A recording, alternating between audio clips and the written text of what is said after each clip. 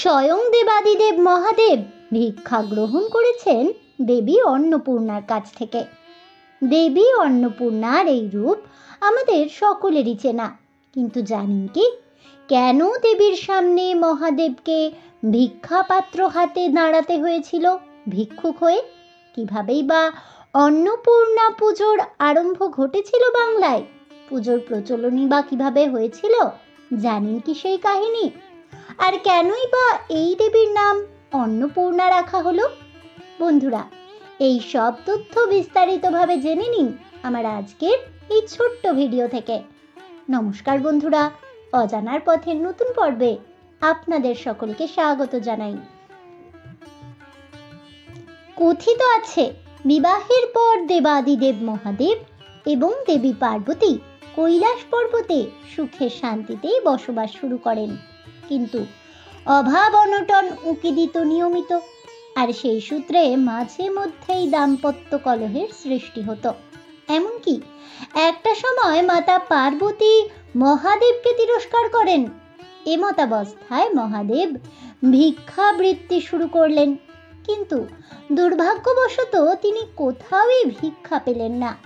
দিনের শেষে মনমরা হয়ে ফিরে এলেন কৈলাসে, আর তক্ষুনি দেবী পার্বতী ভিক্ষারত শিবকে অন্ন প্রদান করেন। দেবাদিদেব মহাদেবকে অন্ন প্রদান করে দেবী পার্বতী হয়ে ওঠেন মা অন্নপূর্ণা। এরপর প্রসন্ন হয়ে মহাদেব স্বয়ং কাশীতে স্থাপন করেন দেবী অন্নপূর্ণার এক মন্দির। চৈত্র মাসের শুক্লা অষ্টমী তিথিতে এই মন্দিরে আবির্ভূত হন দেবী অন্নপূর্ণা, আর সেই থেকেই দেবী অন্নপূর্ণার পুজোর প্রচলন শুরু হয় বাংলায়। রায়গুণাকর ভারতচন্দ্র দেবীর মাহাত্ম্য বর্ণনা করেন অন্নদামঙ্গল কাব্যগ্রন্থে। লৌকিক মতে বঙ্গদেশে দেবী অন্নপূর্ণার পুজোর প্রচলন করেছিলেন মহারাজ কৃষ্ণচন্দ্রের পূর্বসূরি ভবানন্দ মজুমদার। এমনকি এই বাংলার মাটিতে দেবীর পুজোর প্রচলনে এক গুরুত্বপূর্ণ ভূমিকা পালন করেন রাজা কৃষ্ণচন্দ্র। স্থানীয়রা বিশ্বাস করেন দেবী অন্নপূর্ণার আরাধনা করা হয় সংসারের অন্ন কষ্ট দূর করার জন্যে। এমনকি আজও বহু গ্রামে নবান্ন উৎসবের সময় দেবী অন্নপূর্ণার হাতে তুলে দেওয়া হয় নতুন ধানের গুচ্ছ।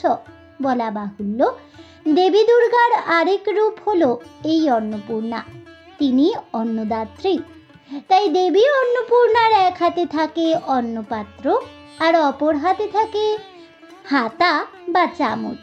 দেবীর এক পাশে থাকেন ভূমি এবং অপর পাশে স্ত্রী। হিন্দু পুরাণ অনুযায়ী অন্নপূর্ণা দেবীর পুজো করলে গৃহে অন্নাভাব থাকে না। কাশীর অন্নপূর্ণা মন্দিরে আজও চৈত্র মাসের শুক্লা অষ্টমী তিথিতে জাঁকজমক করেই আয়োজন করা হয় দেবী অন্নপূর্ণার পুজোর। দূর দূরান্ত থেকে ছুটে আসেন ভক্তেরা। মন্দির চত্বরে উপচে পড়ে ভিড়। সমস্ত নিয়ম রীতি মেনেই সম্পন্ন হয় মায়ের পুজো। বছরের বাদবাকি দিনেও মন্দিরে ভক্তদের আনাগোনা প্রায় লেগেই থাকে। মায়ের দর্শন করে মন্দিরে ভোগ গ্রহণ করেন ভক্তেরা। না, মা কাউকেই খালি হাতে ফেরান না। সকলের অন্ন কষ্ট দূর করেন আর সকলের মনস্কামনা পূরণ করেন দেবী অন্নপূর্ণা। আজ এ পর্যন্তই। জয় মা অন্নপূর্ণার জয় হোক, জয় হোক দেবাদিদেব মহাদেবের। এই বলে আমার আজকের ভিডিওটি আমি এখানেই শেষ করছি।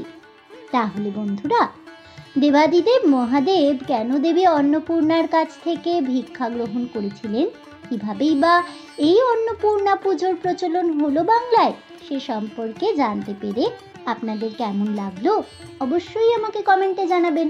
ভিডিওটি ভালো লেগে থাকলে লাইক শেয়ার করতে ভুলবেন না। আমার চ্যানেলের নতুন বন্ধু হয়ে থাকলে চ্যানেলটিকে সাবস্ক্রাইব করে দেবেন। পাশে থাকা বেল বাটনটি প্রেস করে রাখবেন নতুন ভিডিওর নোটিফিকেশন পাওয়ার জন্য। ফিরে আসছি পরবর্তী ভিডিও নিয়ে। ততক্ষণ সবাই ভালো থাকুন, সুস্থ থাকুন, আর অবশ্যই সঙ্গে থাকুন আর দেখতে থাকুন অজানার পথে।